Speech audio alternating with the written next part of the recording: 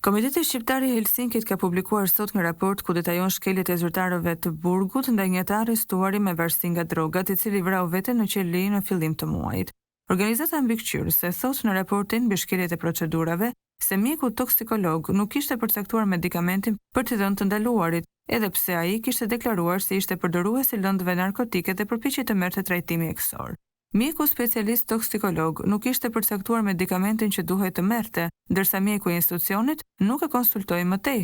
Thuhet në raport, teksa greku kishte kërkuar disa herë metadon, por i ishte dhënë vetëm qetësuesi Xanax.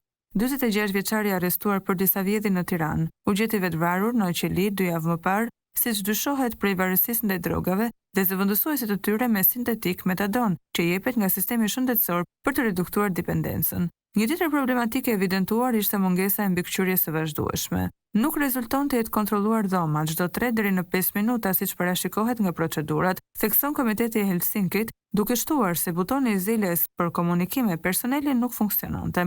Komiteti Shqiptar i Helsinkit kërkon më tej që policia e shtetit të krijojë grupe pune për vlerësimin e kushteve në dhomat e sigurisë dhe harton protokolle të veçanta për trajtimin e të ndaluarve vartës ndaj lëndëve narkotike. Jeta e çdo njeriu është e shtrenjtë dhe duhet mbrojtur, përfundon deklarata.